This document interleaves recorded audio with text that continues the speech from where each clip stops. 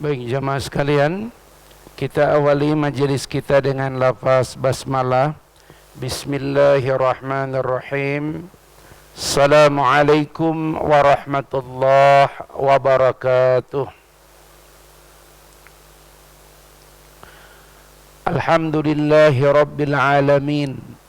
Alladhi qala fi kitabil karim wa huwa asdaqul qailin.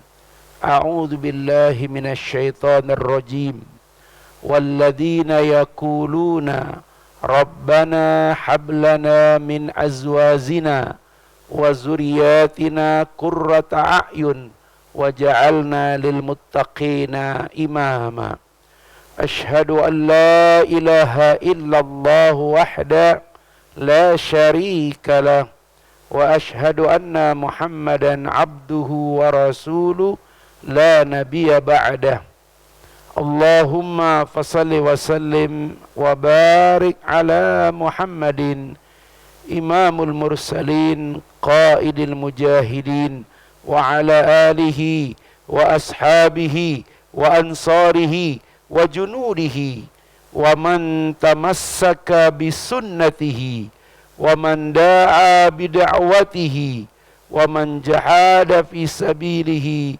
ومن تبعهم بإحسان إلى يوم الدين أما بعد فقال تعالى يا أيها الذين آمنوا اتقوا الله حق تقاته ولا تموتن إلا وأنتم muslimun. Jamaah kaum muslimin, keluarga besar Masjid Jami' Masjid Raya Al-Hidayah yang dicintai Allah, alhamdulillah kita sudah memasuki hari ini 23 Jumadil Awal atau sama dengan 95 hari menuju Ramadan. Mudah-mudahan insyaallah semua orang-orang tua kita yang masih hidup, baik tinggal dengan kita di lingkungan kita atau mungkin di kampung, di daerahnya masing-masing, kita doakan mereka diberikan kesehatan, diberikan kebugaran, dan mudah-mudahan insyaallah dalam keadaan taat kepada Allah, dan mudah-mudahan insyaallah tahun ini kita dapat menyempurnakan bakti kita pada mereka. Syukur-syukur kalau kita berinisiatif mengajak mereka Ramadan terindah dalam hidup, yaitu Ramadan bersama dengan ayah bunda, Ramadan bersama orang-orang yang tidak pernah berhenti mencintai kita, mendoakan kita, dan merekalah orang-orang terbaik yang pernah hadir dalam kehidupan kita. Amin ya rabbal alamin. Itulah sebabnya pagi hari ini tema yang disuguhkan adalah yang terindah dalam perjalanan keluarga. Kita tahu kita punya karir, mungkin kita juga melewati fase pendidikan, kita juga mungkin melewati semua perjalanan hidup. Tapi yang terindah tentunya adalah perjalanan keluarga. Inilah perjalanan the long time, perjalanan yang paling panjang dilewati oleh manusia sampai mereka pada akhirnya Allah Subhanahu wa taala kumpulkan mereka nanti di surga. Kumpulkan nanti insyaallah bersama dengan orang-orang tua kita di surga. Dan itulah cita-cita kita, cita-cita terbaik dalam hidup manusia. Bagaimana Allah sebutkan dalam Quran surat At-Tur, Quran surat At-Tur, surat yang ke-52, surat yang ke-52 halaman 524 ayat 21. Quran surat At-Tur surat yang ke-52 ayat 21, halaman 524, buka halamannya 524. Nama suratnya At-Tur Ayatnya ayat 21, baris ke-6.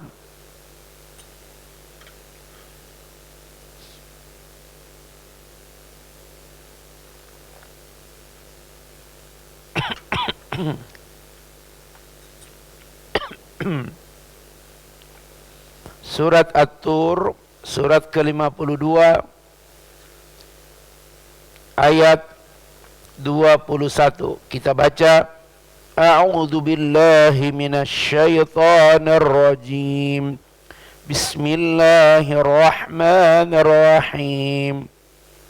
Walladzina amanu wattaba'athum dzurriyyatuhum biimanin alhaqna bihim dzurriyyatahum wama alatnahum min amalihim min syai' kullu imri'in bima kasaba rahin.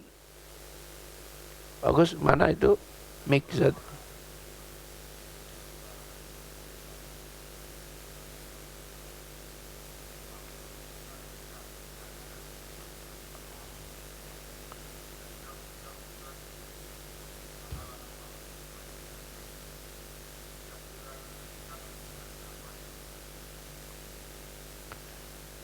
Dan orang-orang beriman beserta anak cucu mereka yang mengikuti mereka dalam keimanan, kami pertemukan.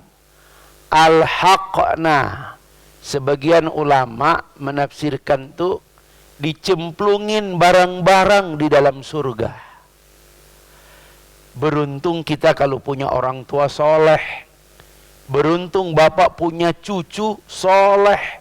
Ada satu saja yang soleh, koridornya semuanya beriman, maka tempat mereka sama. Walaupun amal mereka berbeda-beda, tapi orang beriman, punya anak beriman, punya cucu beriman, punya cicit beriman, di surga kelak dalam surat At-Tur, ini perjalanan terindah. Makanya Pak, kalau dari semua anak belum ada satu yang hafal Quran, cucu, ya, ponakan, satu aja Pak. Maka dari kakeknya sampai cucunya, cicitnya, Allah cemplungin di satu tempat di dalam surga yang terbaik. Insyaallah. Ya, punya kakek bangun masjid, Masya Allah, beruntung cucunya. Mudah-mudahan Pak, ya, kita yang sering datang di sini, Masya Allah, bangun masjid ini selesai sampai kita wafat, tidak pernah mundur dari panitia, nggak ngambek, ya. Ya, hanya karena WA masuk, ya, protes masuk, kemudian mengajukan surat, mohon maaf Pak Ketua, saya mundur. Kenapa? Nggak kuat deh kalau begini. Masya Allah. Ya, orang beriman sampai ke cucu. Dalam hadis yang lain, kalau ada satu anak yang kita didik dia dengan baik, hafal Quran, dia hidup dengan Quran, dia berjuang dengan Al-Quran, dia syahid dengan Al-Quran, maka Allah beri dia kesempatan membawa 70 anggota keluarganya ke dalam surga, surga terbaik tempatnya. Masya Allah. Itulah sebabnya jangan pernah menganggap remeh upaya ikhtiar kita menjadi orang terbaik, anak terbaik, cucu terbaik dalam keluarga. Karena misinya adalah membawa keluarga di dalam syurga. Ingat, doa kita yang paling utama sampai disebut doa ibadur rahman, hamba-hamba dari Allah yang maha pengasih. Ya, doa ibadur rahman, Quran surat 25 ayat 74. Doa ini kalau tidak kita hafal, apalagi tidak keserang-sering, ya, dibaca, sungguh ini salah satu yang membuat kita mudah-mudahan insyaallah bersama dengan keluarga kita. Karena inilah yang kita bangun dalam keluarga kita. Quran surat Furqan surat ke-25 ayat 74, tepatnya halaman 366. Halaman 366. Ya, kelihatan video berantakan hari ini. Memang sengaja saya doain begini, ya. Ini kalau pakai video begini ceramah ini nggak lepas ini, ya. Karena kalau pakai video begini sampai di rumah nih ceramah. Coba sekali-sekali jangan pakai video. Biar kita laki-laki agak berani dikit, ya, membahas, Masya Allah. Gitu. Baik, Quran surat 25 Al-Furqan ayat 74, tepatnya halaman 366. Baris ke-6 dari bawah. Kita baca, A'udzu billahi minasyaitonir rajim. Bismillahirrahmanirrahim. والذين يقولون ربنا هب لنا من أزواجنا وذرياتنا قرة أعين وجعلنا للمتقين إماما.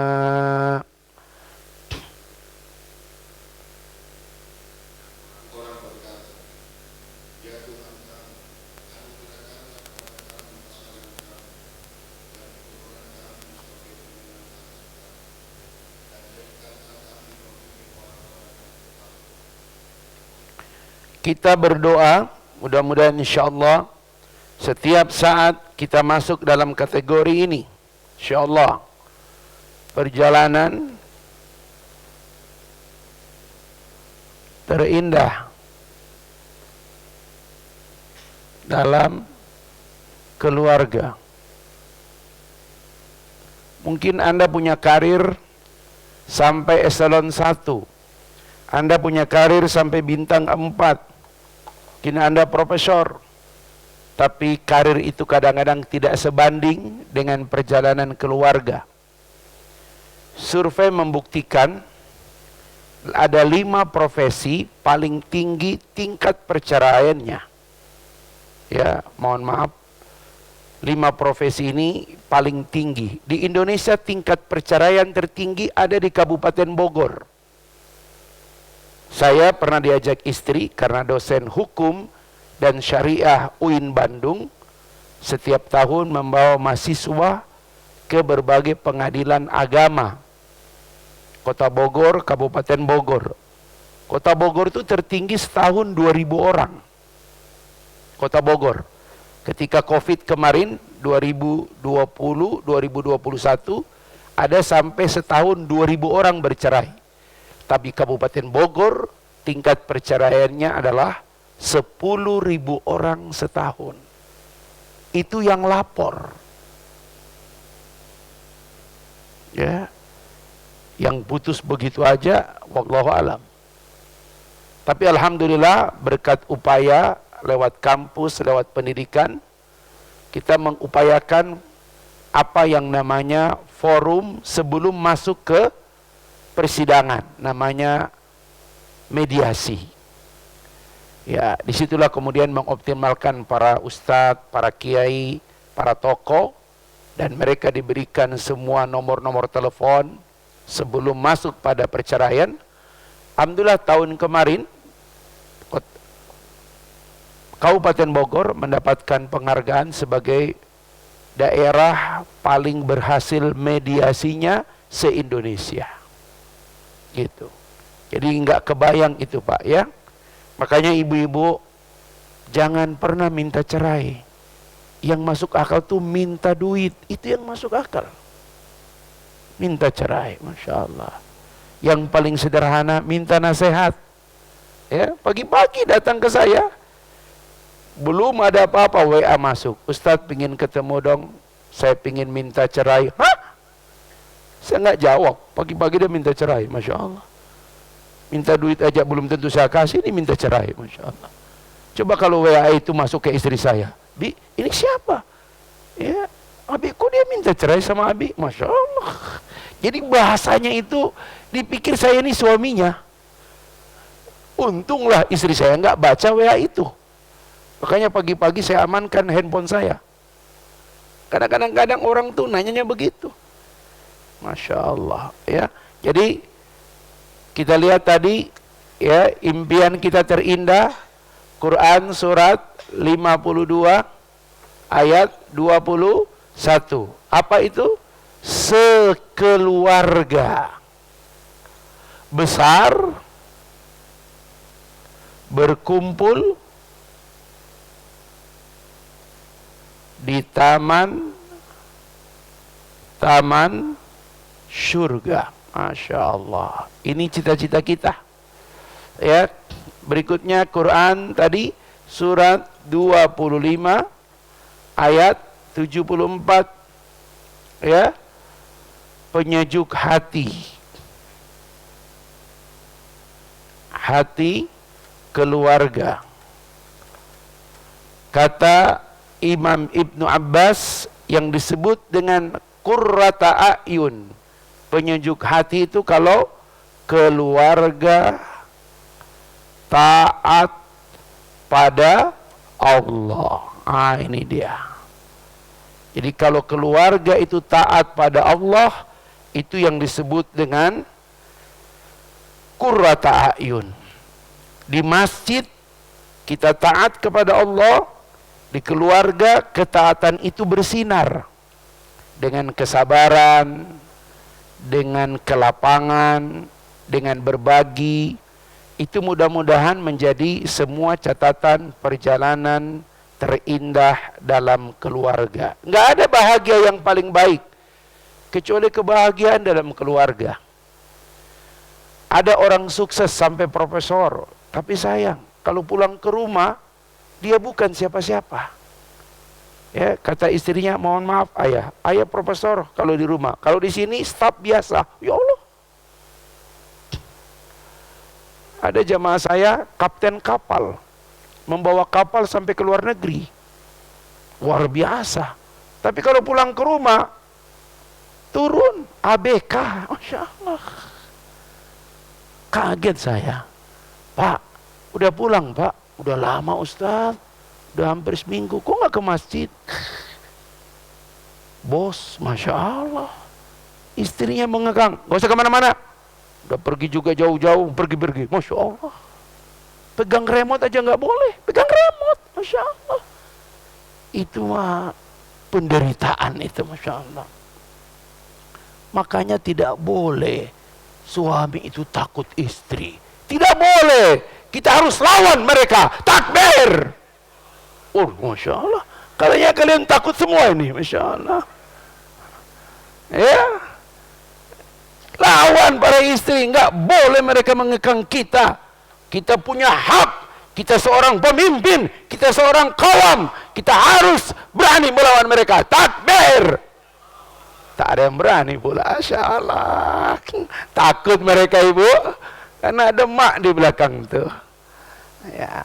Maka pagi hari ini saya akan memberikan beberapa catatan. Di antara sosok yang paling berarti dalam perjalanan keluarga, tentunya dua sosok ini. Ya, Nabi menyebutkan sosok yang pertama adalah ummuka, ibumu. Tak cukup sekali Nabi menyebutkan ibumu. Tak cukup sekali Nabi menyebutkan ibumu. Saya baru tahu kenapa dalam bahasa Melayu itu keluarga, ya, itu terdiri dari suami dan istri. Cari di kamus, apa arti istri? Istri itu pasangan bagi suami. Suami pasangan bagi istri. Kalau di bahasa Arab, ini dua-dua ini disebut dengan azwaj. Istri tinggal zaujah. Zaujatun. Suami zauj, gitu kan? Tapi ternyata makna istri ini khusus. Kalau dipisah ada dua kata, istri. Ya, Allah yarham Kiai Haji Khairul Yunus punya level itu. Tapi saya baru tahu kenapa wanita itu kalau sudah menikah disebut istri. Dia hanya bisa disebut istri kalau dia telah memberikan anak pada suaminya. Kenapa? Karena istri itu melakukan 3 hal yang tidak bisa dilakukan seorang suami. Apa itu? Mengandung. Kedua, melahirkan. Ketiga, menyusui. Itulah sebabnya dia disebut istri. Ya, di Quran istri Nabi Zakaria ketika dia belum memberikan anak kepada Nabi Zakaria tidak disebut zauza. Ya, tapi disebut imra'atahu. Imra'ah. Ya, sekedar seorang wanita. Tapi ketika dia bisa berikan anak walaupun di usia tua karena doa Nabi Zakaria yang melihat Maryam ya berdoa di mihrab, maka terinspirasilah Nabi Zakaria, kemudian dia berdoa, Rabbi la tadarni fardan wa anta khairul warithin. Doa ini diabadikan di Quran surat Al-Anbiya, kisah para nabi ayat 89, dan menjadi doa utama bagi mereka yang menikah dan belum punya keturunan. Gitu. Jadi ketika Nabi Zakaria sudah tua, istrinya juga sudah menopause, tapi dia melihat keajaiban pada Maryam. Kemudian dia melihat Maryam itu tinggalnya di mihrab. Wanita yang memang dikhususkan oleh ibunya, dilahirkan hanya untuk beribadah pada Tuhannya. Maka tempat tinggalnya di mihrab. Dia tidak melewati masa kecil seperti anak-anak yang lain. Pergi main, loncat tali, ya. Enggak, Maryam itu tempatnya cuma di mihrab. Itulah sebabnya dalam hadis disebutkan wanita langit terbaik Maryam. Gak ada manusia di muka bumi yang jadi wanita sejak lahir, sejak dalam kandungan sudah dinazarkan hanya beribadah kepada Allah kecuali Maryam. Ya, nggak pernah ke warung dia, apalagi Indomaret, enggak. Ya, dia cuma beribadah. Itulah sebabnya level Maryam itu bisa berdoa dan makanan itu turun di hadapannya. Kaget Nabi Zakaria karena mendapati di mihrab. Mihrab itu ukurannya sebesar 1 sajadah, dan disitulah dia berzikir, berdoa. Makanya saya sering bilang bahwa Bapak, pastikan di rumah istri kita punya mihrab. Secara fikih sah, dia sholat depan TV boleh, depan kulkas boleh, depan lemari boleh, ruang tamu boleh, asal suci. Tapi lebih ahsan, lebih baik, lebih afdol kalau di rumah itu para istri kita punya mihrab. Buatkan sedikit tempat untuk istri. Ya. Buatkan tempat khusus, mungkin ukurannya sejadah imam itu besar. Ya. Dan di situ benar-benar air mata dia jatuh, zikir, doa, menangis, bermohon. Masya Allah. Itulah rahasia rizki kita. Rahasia masa depan anak-anak kita ada di mihrab para istri. Pagi hari ini kita akan mengenang siapa sosok yang luar biasa. Sosok ini jarang dibicarakan karena kalau bicara ibu, bicara istri, semua kita sudah dapat ya, hadis-hadis, riwayat-riwayat. Bahkan seorang Uwais Al-Qarni ya, itu mendapatkan tempat yang mulia sekalipun dia hidup di zaman Nabi, tapi dia tidak pernah bertemu dengan Nabi. Tapi orang selevel Umar bin Khattab, orang selevel Ali bin Abi Thalib, 2 sahabat yang dijamin masuk surga, itu pun harus berkata Nabi, temuilah Uwais dan mintalah dia berdoa kepada kalian.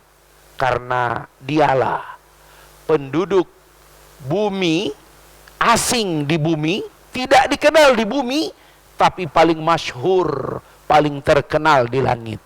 Saking terkenalnya ketika Uwais wafat, orang-orang Yaman tidak mengenal siapa pelayat yang ribuan datang ke rumah Uwais Al-Qarni.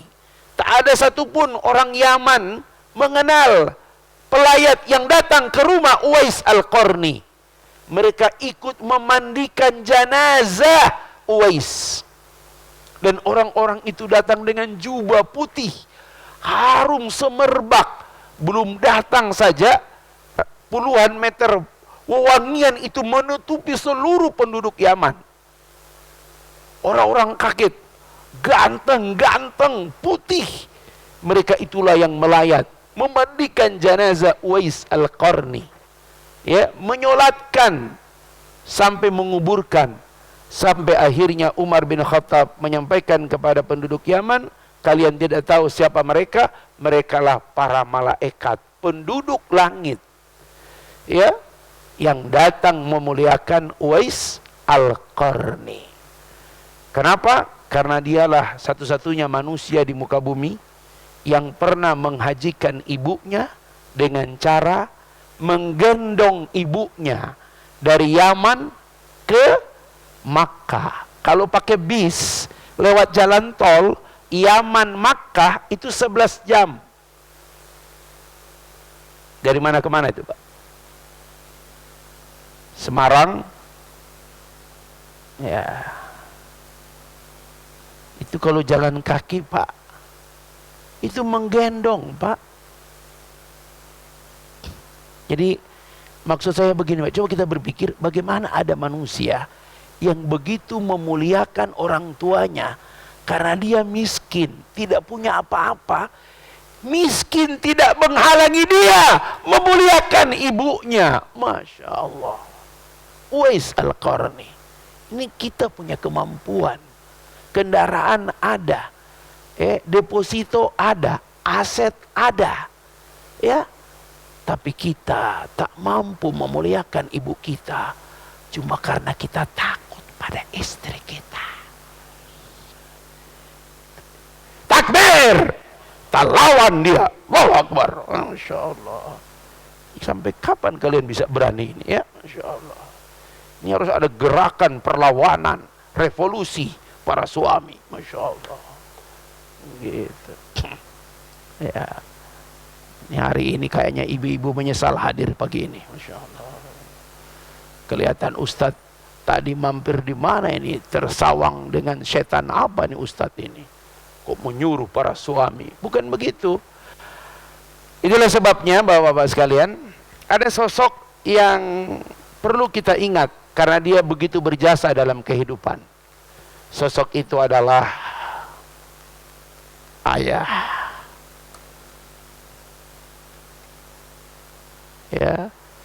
Ini sosok yang jarang dibahas.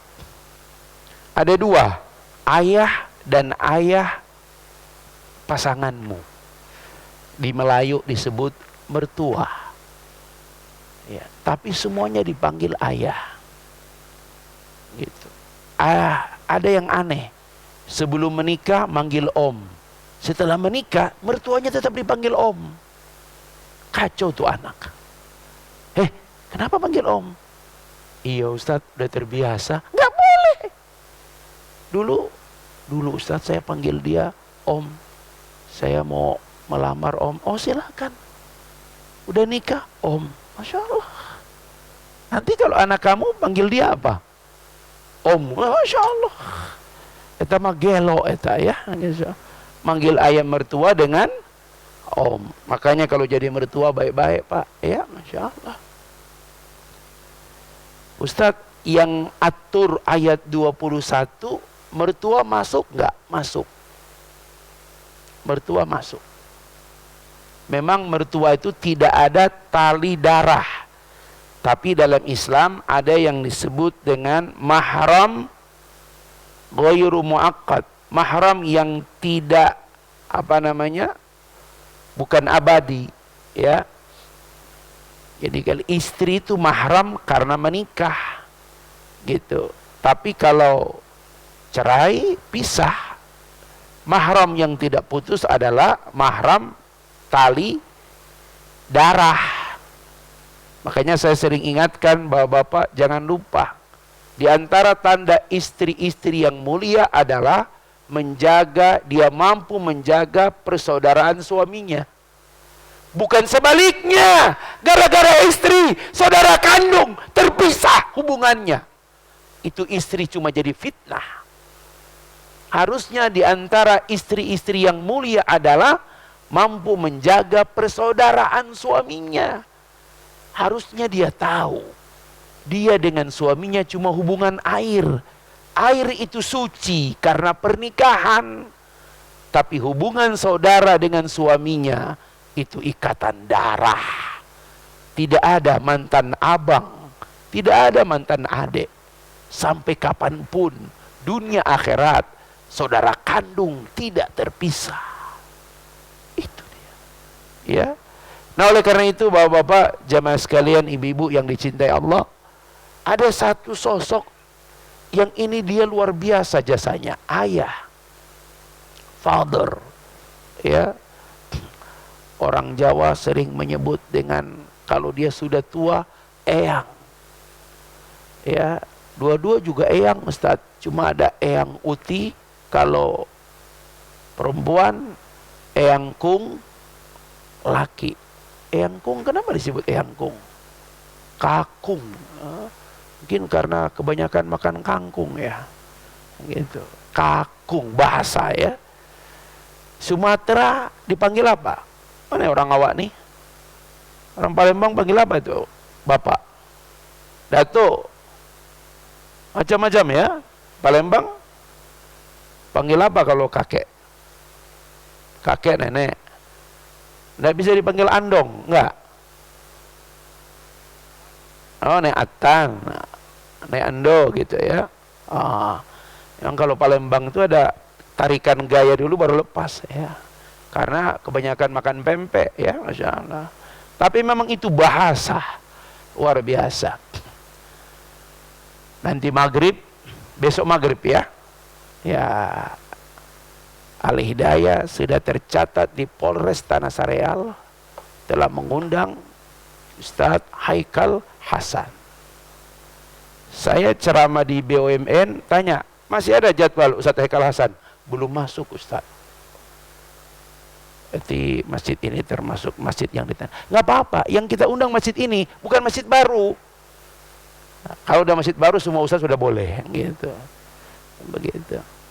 Saya pernah di Jakarta, Ustadz posisi ada di mana? Lagi di Jakarta. Ustadz ini jemaah udah berkumpul banyak. Ustadz boleh nggak minta tolong Ustadz? Tolong Ustadz. Kenapa? Karena Ustadz Haikal Hasan itu kemudian tiba-tiba pimpinan direksi minta tidak boleh. Terus maksud antum, Ustadz lah yang ganti Ustadz. Masya Allah. Sampai begitu. Saya pernah menggantikan dua Ustadz. Yang pertama Ustadz Haikal Hasan, yang kedua Ustadz Adi Hidayat. Ustadz Adi Hidayat juga begitu. Direksinya minta tidak boleh. Padahal apa salah Ustadz Adi Hidayat? Lembut, baik orangnya, gak ada sama sekali. Cuma karena dia alumni Libya. Itu aja. Ya. Begitu, Pak. Baik. Ayah. Ayah ini dalam bahasa Arab abun. Ya. Panggilannya. Kita di Indonesia aba. Seharusnya manggilnya abi, bukan aba. Karena aba itu artinya sombong, enggan. Aba wastakbara wa kana minal kafirin. Itulah satu setan. Makanya nggak boleh panggil aba. Aba itu kalau bahasa Sunda embung, nggak mau, menolak. Ya. Wa idz qulna lil malaikati isjudu li adama fasajadu illa iblis aba wastakbara wa kana minal kafirin. Jangan panggil abah, panggil abi, ya, gitu. Kalau sudah makan keju, father, ya Masya Allah gitu. Tapi kalau masih banyak makan tempe, eyang, apa-apa gitu. Di kita paling gampang kalau cucu satu, aki. Cucu dua, aki-aki. Cucu tiga, aki-aki. Kalau cucunya lima, mbah.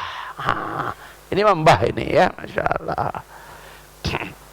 Ini saya terpaksa sengaja ini kasih perhatian pada ayah. Ustadz, ayah itu seperti apa? Mari kita bandingkan dengan ibu.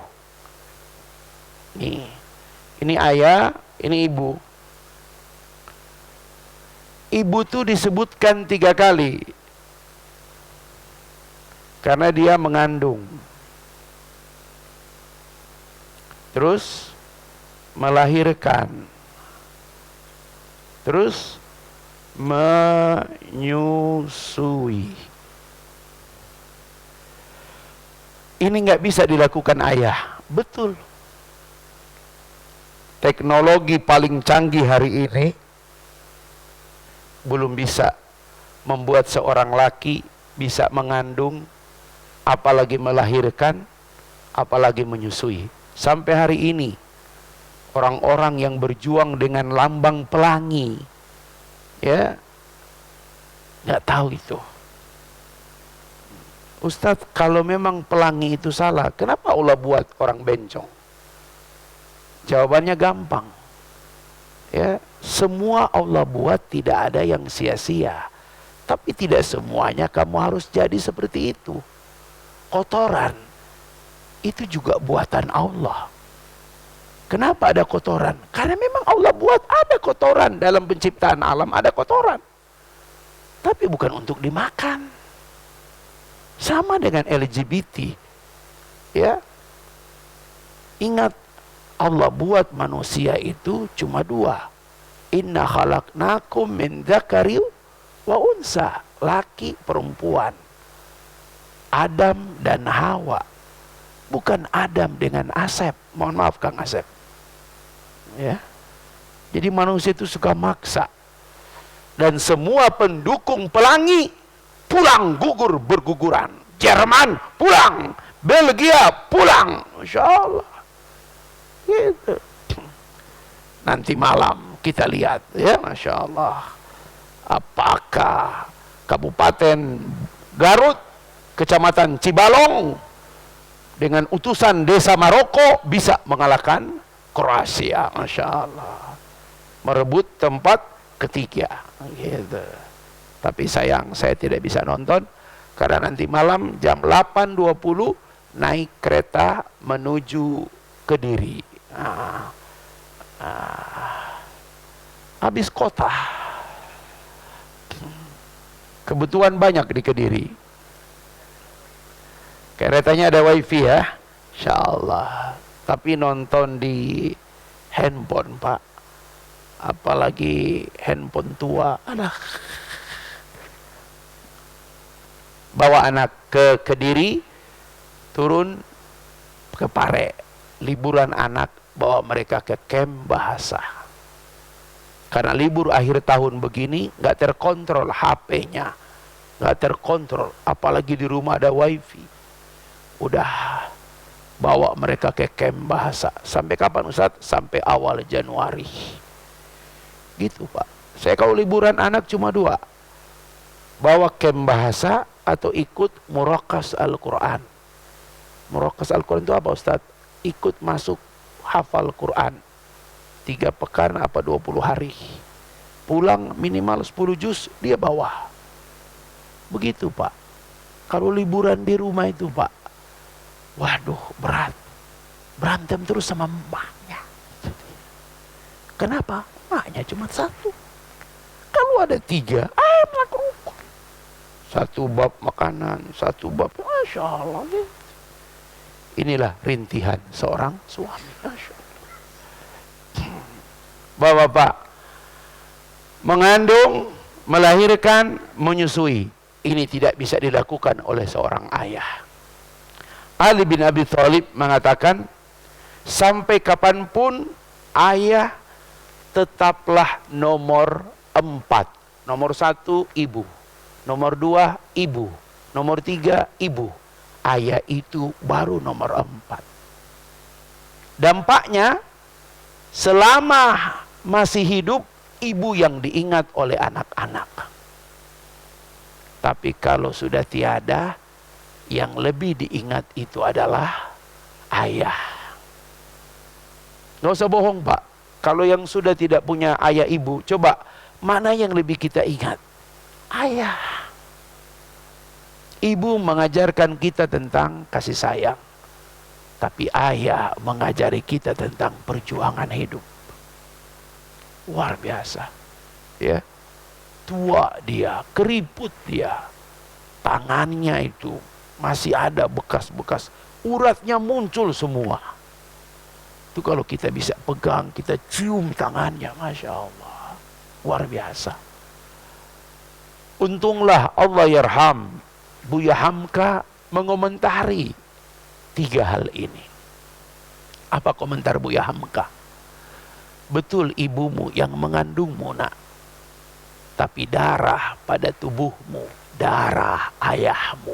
Masya Allah. Ayah, dia yang punya darah anaknya. Darah anak, darah ayah.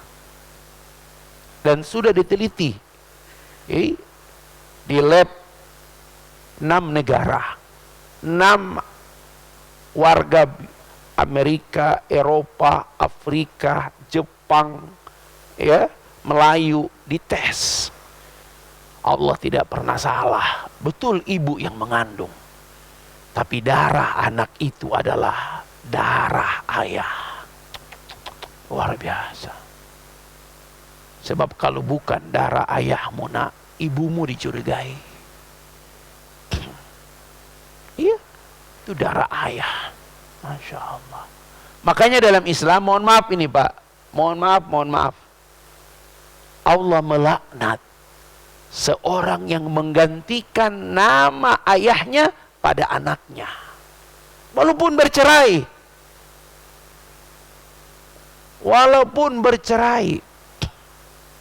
Ya, nggak boleh mengganti nama ayah di belakang anaknya, nggak boleh. La'anallahu, Allah melaknat orang yang menggantikan nama ayah pada anaknya. Ya, makanya Bapak coba lihat di pernikahan. Di pernikahan itu salah satu perjalanan terindah dalam perjalanan anak manusia. Di pernikahan, Pak, di meja yang paling agung di muka bumi, meja pernikahan, itu cuman ada 2 orang saksi yang paling dipercaya. Makanya kalau manggil saksi pernikahan, cari orang soleh. Cari orang soleh. Karena saksi itu tidak sekedar tanda tangan hadir, tapi duduknya di situ mengundang malaikat. Cari orang soleh. Saksi di situ. Ya. Di situ ada wakil khilafah, wakil hukumah, pemerintah, KUA, ya. Dan di situ ada calon pengantin pria, dan dia harus berhadapan dengan seorang yang bernama ayah dari pengantin wanita. Gak ada ibu di situ. Mohon maaf ibu, lihatlah kedudukan kalian. Kau yang melahirkan anakmu, yes. Kau menyusui anakmu, yes, ya. Kau berjuang anakmu, kau yang mengurus anakmu. Tapi di hari terhormat itu, kau tak duduk di meja yang sempurna itu. Makanya saya, kalau masih bisa IO, saya atur, boleh nggak saya usul ini? Kenapa? Tolong meja kursi ditambah. Sini kan, biasanya di sini posisi ayah. Ini pengantin sini kan, KUA di sini. Saya bilang boleh nggak tambah 1 kursi? Kenapa? Kenapa Ustadz? Ya, taruh di sini 1 kursi. Kenapa? Samping saksi, ya, taruh sini 1 kursi. Ini saksi dari pengantin wanita, duduk di sini. Ya, siapa? Panggil ibunya, duduk di sini. Cuma nggak pernah ada, Pak. Pojok situ dia. Walaupun berdandannya dari jam 1 malam, nggak bisa dia duduk di meja utama. Itulah, makanya kalian harus tahu diri. Hanya bapak di sini. Ibu mau pakai apapun kebaya 8 juta yang nggak bisa dibuka lagi itu. Masya Allah. Ada tuh kebaya 8 juta itu. Jilbab sakaratul maut. Masya Allah. Yang pakai gulung-gulungan tuh, Masya Allah. Menikah itu jangan bikin pusing, Pak. Kadang-kadang menikah bukan kita yang untung, tukang rias yang untung. Itu pun dia yang ngatur, padahal yang bayar kita. Tidak sedikit di hari kiamat banyak orang terhalang masuk surga karena tukang rias. Kenapa? Solatnya bukan jamak kodok lagi, jamak kodok-kodok. Zuhur lewat, asar lewat, maghrib lewat, isya. Usolli fardan zuhur, wa asar, wa maghrib, wa isya. Masya Allah. Kalau 3 waktu masih ada yang repot tuh sebut jumlah rakaat. Makanya nggak pakai usolli masih selamat itu, Pak. Udah aja deh, Allahu Akbar, nggak tahu bagaimana itu. Tapi kalau yang pakai usolli kan dirinci. Ya, usolli fardan zuhur, wa asar, wa maghrib. Ustaz, rakaat gimana? 4, 4, 3. Itu Maroko. 4, 4, 3. Iya, 3 penyerang, 3 back, 4 begitu, Masya Allah. Jangan ikut apa maunya tukang rias. Kamu saya bayar, pastikan saya zuhur aman. Ternyata wanita kalau sudah rias, itu nggak bisa langsung wudhu, Pak. Dia harus pakai cairan tertentu untuk melunturkan 3 cm bedaknya itu. Makanya ibu-ibu itu luar biasa. Kalau dia bisa menjaga wudhu itu, Masya Allah. Ya, repot betul. Makanya saya lihat pernikahan yang paling simpel itu di Arab. Udah, ya. Si ayah yang berhadapan dengan calon menantunya, ibu tak duduk di situ. Makanya ini nomor 1 nih, Pak.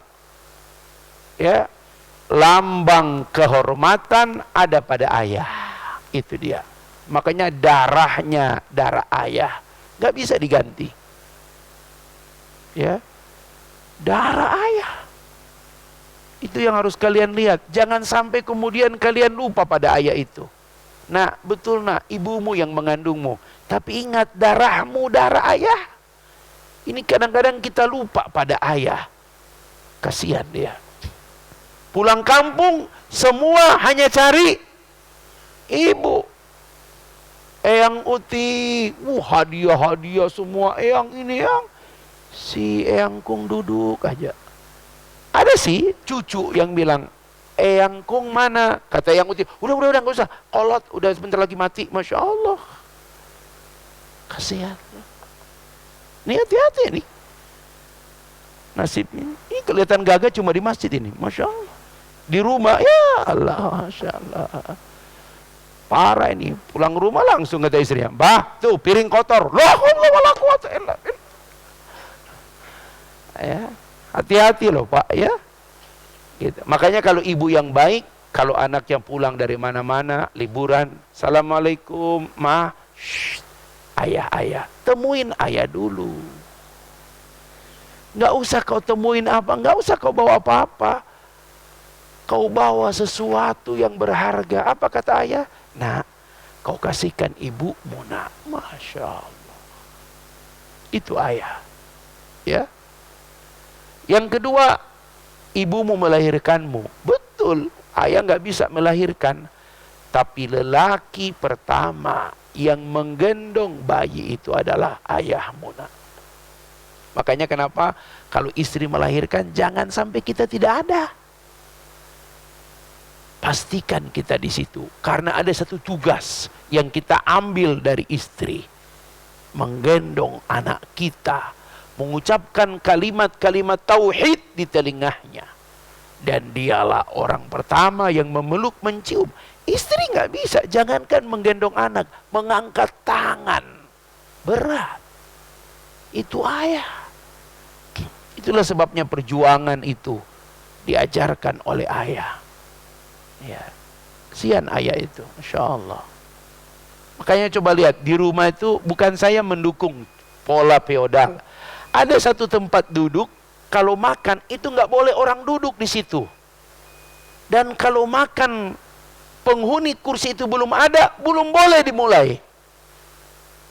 Begitu dulu penghormatan pada ayah. Sekarang malah, lu pada makan kagak? Ya Allah. Belum nak, ayah belum makan. Ya lu terlambat sih, Masya Allah. Terus gimana? Udah habis ya Allah. Dulu itu Pak, sebutir nasi tak ada yang berani mencicip kecuali ayah sudah mengambilnya. Wah. Memang ada yang bilang, itu mah kerajaan Ustaz. Enggak juga. Itu lambang penghormatan. Itu ayah. Betul ibumu yang menyusuimu nak. Tapi ingat, ASI yang kamu minum itu adalah keringat kerja keras ayahmu. Pergi pagi, kadang hutang nak untuk susu. Masya Allah. Banyak anak-anak sekarang yang tidak lagi menghormati ayahnya. Apalagi kalau dia ada pensiunan. Sian itu, ya. Bersyukurlah kalau kalian masih dihormati oleh anak-anak kalian. Hati-hati loh Pak. Tidak ada post power syndrome yang lebih menyakitkan. Bukan karena kau dulu jenderal, mantan pejabat, bukan. Tidak ada yang lebih menyakitkan ketika kita di hari tua, anak-anak tidak lagi menganggap kita.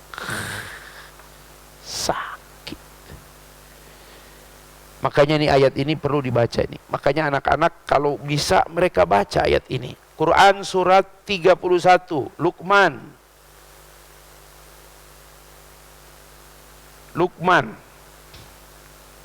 Surat 31.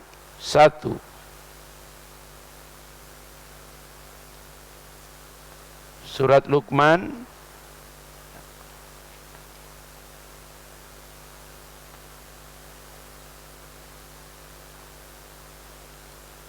Quran surat ke-31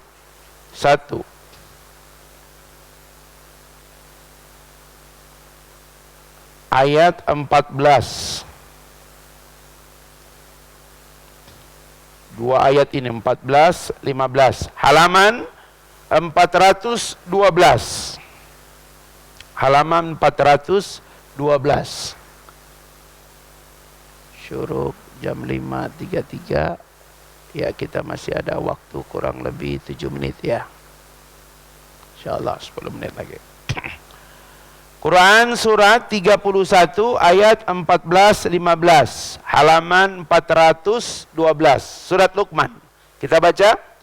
A'udzu billahi minasyaitonir rajim. Bismillahirrahmanirrahim. ووصينا الإنسان بوالديه حملته أمه وحنا على وحن وفصاله في عامين أن اشكر لي ولوالديك إلي المصير وإن جاهداك على أن تشرك بي ما ليس لك به علم فلا تطعهما وصاحبهما في الدنيا معروفا واتبع سبيل من أناب إلي ثم إلي مرجعكم فأنبئكم بما كنتم تعملون. Memang di sini disebutkan peran ibu. Ya, hamalat ummuhu wahnan ala wahnin wa fisaluhu fi amaini. Enggak ada disebutkan bapak nih. Tapi ketika terakhir Allah menyebutkan anishkurli, agar kalian bersyukur kepadaku dan berterima kasih tidak kepada ibu tapi pada kedua orang tua. Kata ulama di sini, Pak, lihat Pak, apa kata ulama tafsir? Yang dimaksud di sini adalah ayahmu. Itulah sebabnya di KUA memang ini tidak ditemukan di hadis, tapi sebelum nikah itu ada namanya izin nikah. Nggak ada ditemukan hadis, ya, tidak ada dalam hadis Pak. Fatimah izin nikah dulu, wong langsung Nabi nikahkan. Tapi di kita menjaga adab, ya. Kadang-kadang tergantung KUA. Kalau waktunya mepet, dia nggak pakai itu izin nikah. Kenapa? Karena ada 5 lagi pernikahan. Masya Allah. Paket full. Masya Allah itu. Saya pernah menghadiri sehari itu 3 kali khutbah nikah. Hari itu Tanah Sareal ada 48 pasang. Ya, orang KUA ada bilang, Ustaz, ana yang khutbah ya, antum nasihat aja. Kenapa? Anak kebagian 9 kali hari ini. Masya Allah. Kenapa? Hari ini 48. Petugas cuma 3 Ustaz. Masya Allah. Ya, bayangin itu. Yang repot tinggal di Tanah Sareal, nikah di Braja Mustika. Tinggal di Bukit Cimanggu, nikah di putar tol itu keluar sebelah kiri, tempat vaksin kopi itu apa tuh? Puri Begawan. Habis dari situ berikutnya Kayu Manis. Masya Allah. Makanya jarang KUA itu pakai mobil, kasihan. Ya apa? Motor. Ke mobil paling tinggi 2 pernikahan. Mencak-mencak itu. Saya pernah, akhirnya saya yang nikahkan. Telepon, Ustaz, ya kayaknya anak nggak sempat deh ini. Antum aja deh. Pokoknya anak serahkan ke antum. Terpaksa saya mewakili KUA. Gitu. Yang jarang itu ada yang telepon, Ustaz, prianya nggak ada. Ustaz tolong wakili, ya salah. Itu yang belum. Kau minta diwakili ada. Masya Allah. Takbir. Masya Allah. Analah kelihatan hari ini hari yang tidak terbaik untuk ibu-ibu ya. Masya Allah. Tapi tenang Bu, ini nanti lihat endingnya. Jadi maksud saya nih begini Bu, bantulah anak-anakmu menghargai bapaknya. Ini yang hari ini bapak dan anak menyatu, menyingkirkan bapak apa? Ibu dan anak menyatu, menyingkirkan bapaknya. Karena bapaknya nikah lagi. Nggak boleh begitu.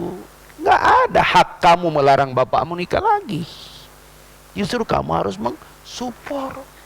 Biar ibumu terbagi bebannya gitu. Bayangkan kalau ada 3. 1 lulusan ya ilmu gizi IPB, Masya Allah. 2 lulusan Institut Ilmu Al-Quran Ciputat. Ya. Yang 1 psikologi UI.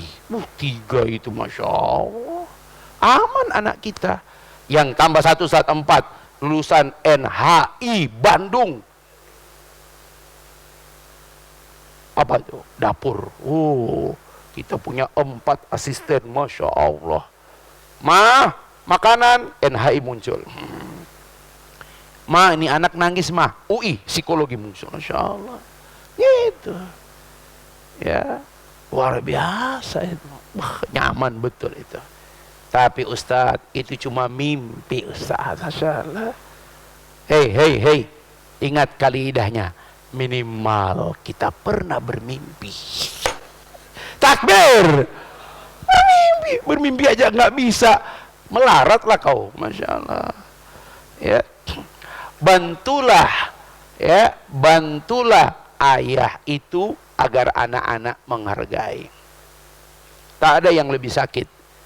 Seorang sahabat menemui Nabi, ya Rasulullah, aku melaporkan orang tua itu. Orang tua itu lagi berjalan.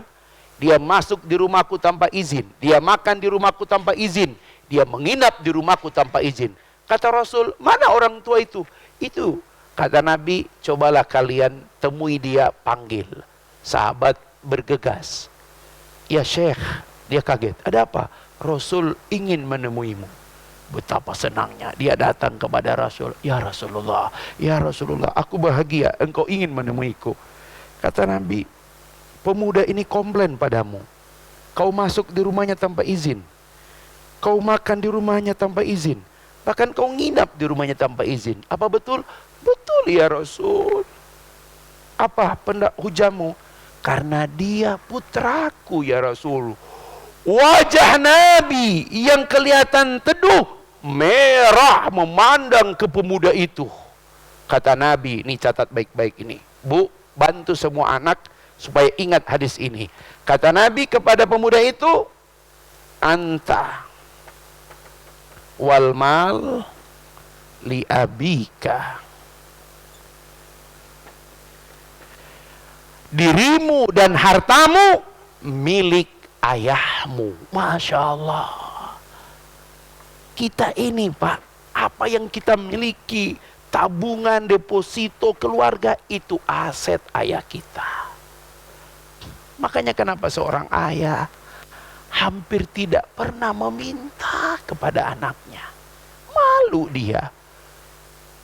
Kalaupun terpaksa dia minta pada anaknya, dia berkata, nak, kalau kau ada rizki nak, bantu ibumu, dia sakit nak. Masya Allah.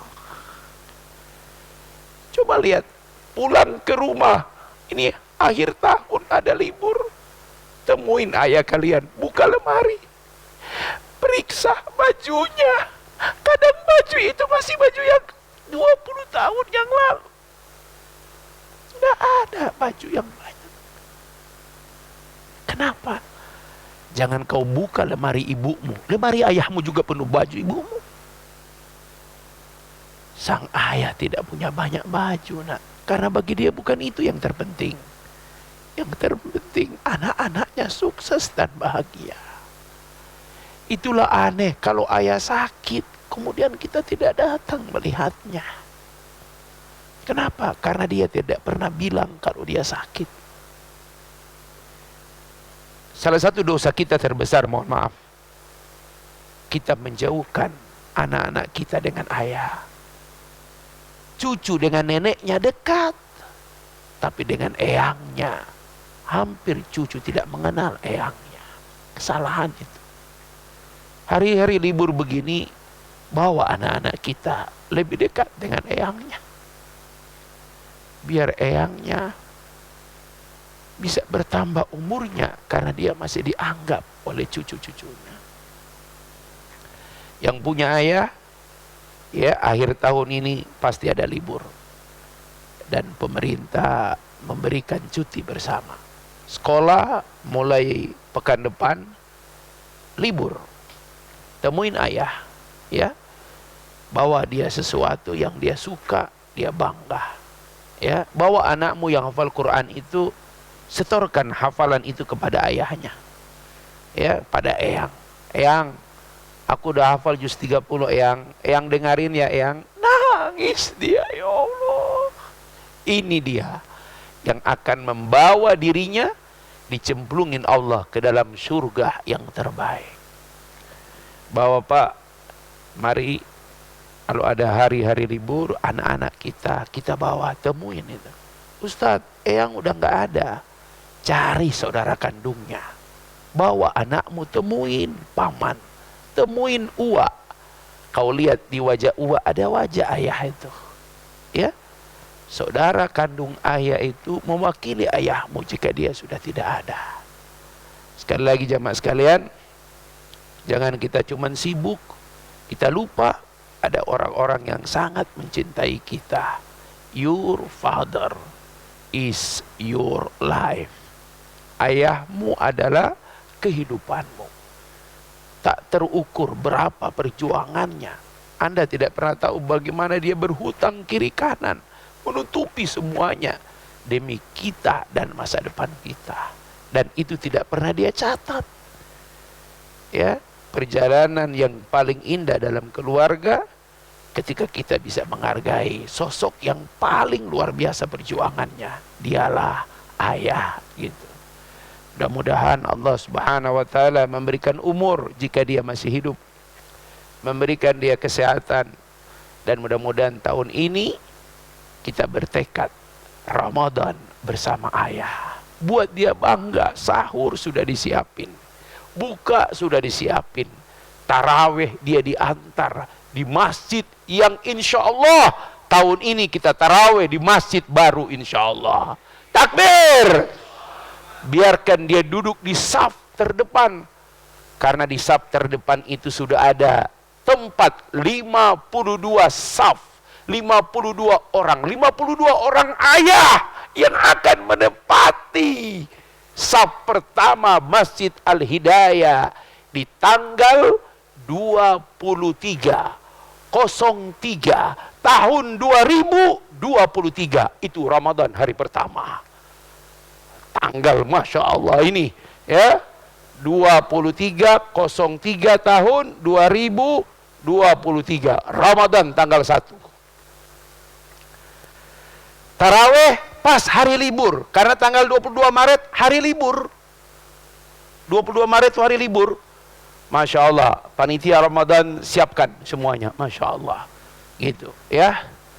Insya Allah ya, mudah-mudahan malam pertama tanggal 22 Rebo kalau nggak salah, malam Kemis ya. Ya, Rebo malam Kemis hari libur, kumpulkan para ayah supaya mereka duduk di baris pertama, penghormatan pada mereka. Subhanallah. Sekali lagi jamaah sekalian, ini yang bisa Ustadz sampaikan, dan mohon maaf kalau agak emosional sedikit, karena mengingat laki-laki itu kita tidak pernah melupakan jasa-jasanya. Alhamdulillah almarhum wafat, saya masih bisa mengantar, mentalkin. Makanya sampai hari ini saya tidak mengganti provider, karena di kampung saya providernya yang bisa hidup cuma Telkomsel. Jam 9.30 di Bogor, lagi ceramah saya seperti ini, handphone bunyinya ketua DKM kampung saya. Ada apa Ustadz? Ustadz, ayah lagi ngantar. Bukan sehat-sehat. Ternyata saya tinggalkan 2 pekan setelah keluar dari rumah sakit. Ternyata dia menyiapkan dirinya. Hari itu semua keluarga kumpul kecuali saya. Dia perlahan-lahan menarik napasnya. Saya bilang, kasihkan ke beliau. Ayah, Yasir ayah. Ayah ikut pelan-pelan ayah. Saya talkin dia sampai Allah kalimat terakhir dia sebut. Setelah itu ketua DKM mengambil. Alhamdulillah Ustadz, kenapa? Beliau sudah tersenyum. Masya Allah. Saya pesan jangan dimandiin sebelum saya sampai, karena jenazah itu dalam beberapa mazhab kalau sudah dimandiin maka tidak boleh ditunda. Dimandiin, dikafanin, disolatin, dikuburin. Begitu kaidahnya. Walaupun dalam pendapat yang lain ada perbedaan, tapi begitu yang afdal. Mandiin, kafanin, solatin, kuburin. Besok jam 9 pas saya sampai ya di kampung, sudah siap. Saya bilang jangan taruh di atas kurung batang, bawa ke sini jenazahnya. Berempat kami anak laki. Kata abang saya, kau di kepalanya, taruh di pangkuan kami. Disiram sama petugas, dibolak-balik, bolak tangan Pak Ustadz, balik lagi Ustadz. Dia tetap tersenyum.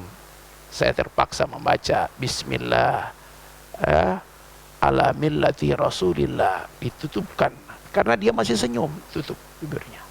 Mandiin, petugas melaksanakan, tapi di pangkuan kami tak rela dia dimandiin di atas tempat itu seumur hidup.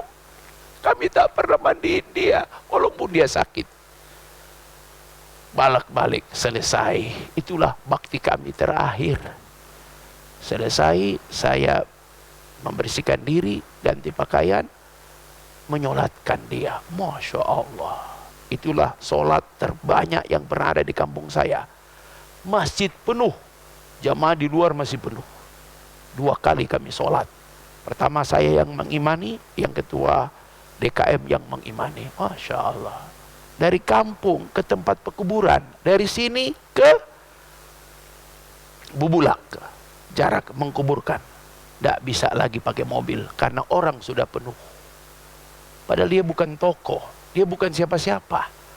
Begitu banyak jamaah tablik, apalagi sampai di kuburan jamaah tablik 3 orang.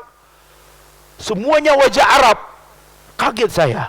Ya Syekh, kata dia, al-afu Ustaz, izinkan kami memberikan bakti kami terakhir.